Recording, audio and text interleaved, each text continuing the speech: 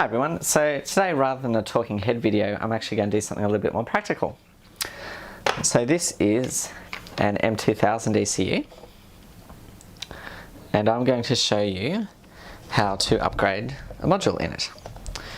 So when you buy an ECU it becomes it comes to you with just an output module in it, no expansion modules. The M2000's got room for one expansion module in them, so we're going to install one of those right now. Now, tools you're going to need are a 10mm socket. If you can ever find one, then they're great to have. I have a few spares. And a slotted screwdriver. I think mathematicians call them a minus screwdriver as opposed to a plus screwdriver. And I think some people call them standard screwdrivers. Okay, the first thing we're going to do is unclip the end of the ECU. So just set the screwdriver like that. So there are 4 clips all the way around.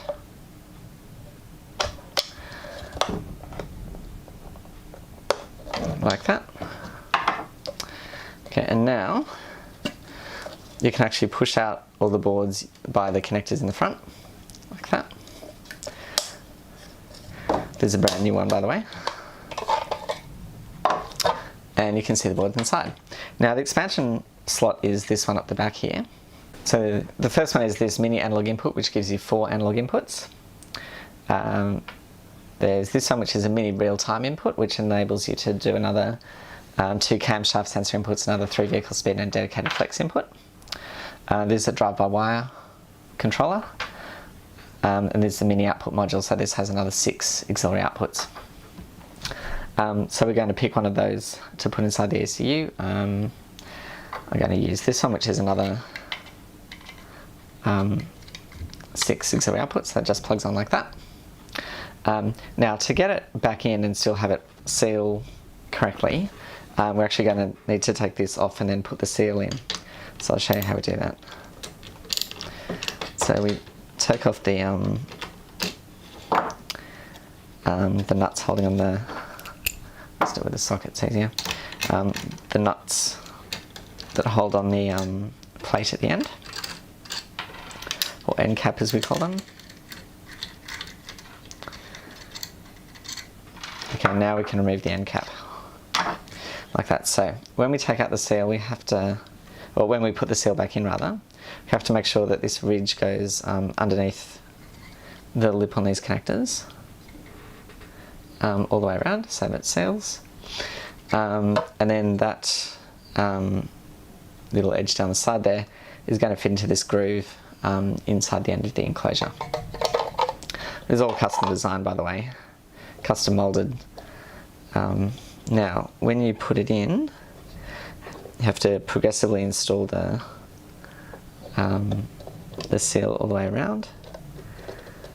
Make sure it actually goes in correctly and doesn't get bent or whatever.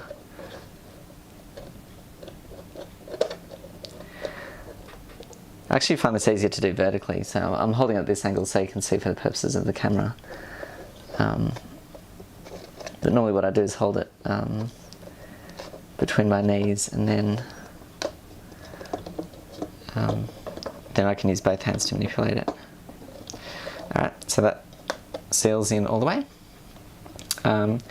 Now we put the end cap on.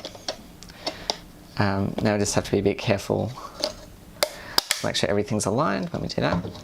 And we put all 4 clips home. 1, 2, buckle my shoe, and then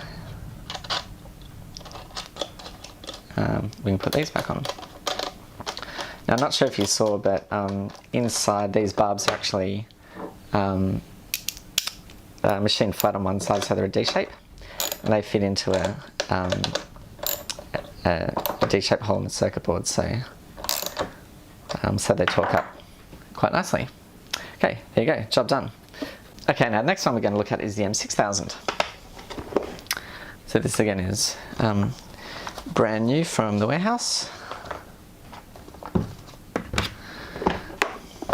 Okay, so as you can see, this is physically a lot larger than the other ECU. And we're going to install some more modules. So With this one, the first thing we actually need to do is undo these nuts at the end, because they're at the front of the ECU and all the circuit boards go out towards the back. So I'll just get a trusty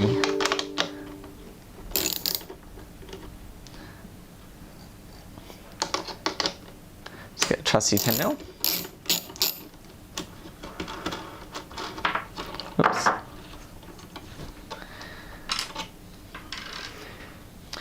Okay, now again we need to take the cap off the end. This time there are actually 6 clips all the way around rather than 4, because the ECU is a lot larger. So I normally just go around in sequence. It's pretty easy. Cap comes off like that. Okay, now next thing that has to come off is this metal end plate, like that. And then we have our seal with the connectors on it. So we can push that either using those connectors or pushing on the brass barbs.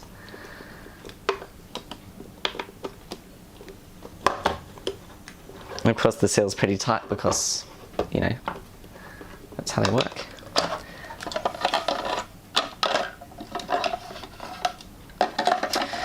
Okay, so this is a ground wire. Because you've got so many outputs on this, the ground current can be quite high, so we'll just leave that connected. Now in this one, it's actually come already populated, because I asked for it this way, with 3 output modules. So this one can actually do 24 injectors, 24 ignition. So I'll be using this one for some fairly rigorous testing. Now what I'm going to do is I'm going to install one of each of these modules. So this is the mini analog input module, which gives me another 4 analog inputs. This one is our mini output module, which gives us another 6 auxiliary outputs, because this was already short of outputs, obviously. Next one is our mini real-time input module, which gives us our additional crank angle inputs, so we can do a quad VVT. And last one's drive-by wire. So that's a fully populated M6000. And just like they say, install in reverse order of disassembly and observe the following. So it has to slide in. The circuit board has to be on the bottom when you slide it in. Just make sure that the ground cable doesn't get caught on one of the boards. And again, we need to poke the seal in all the way around to get to seal again.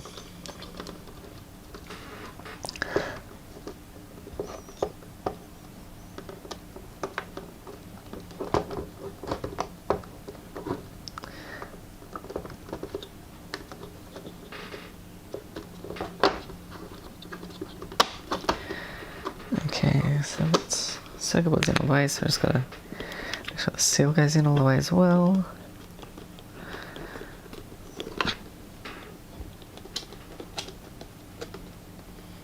Now on this one, the seal actually sits back a little bit further from the end compared to on the M2000, because of the end plate, the metal end plate that has to sit on there.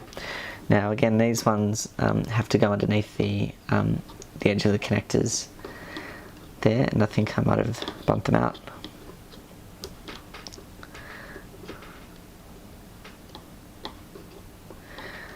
While I was assembling.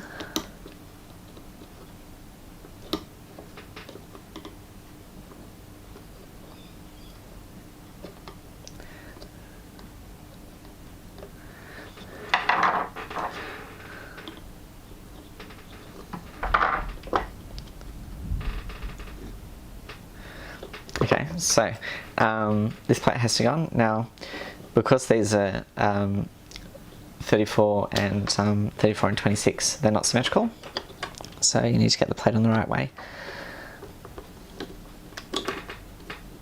like that. Now the last part is the end cap. Now the end cap, although it might look like it's symmetrical, it's actually not.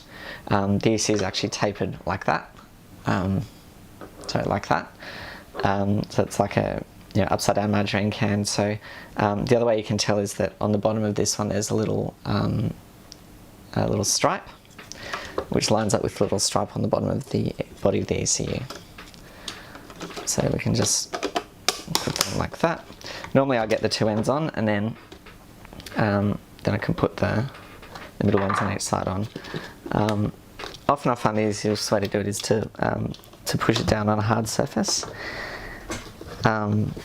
Putting the pushing it that way, like that.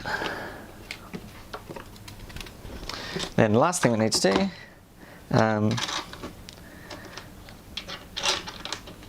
is tighten up our map sensor nuts.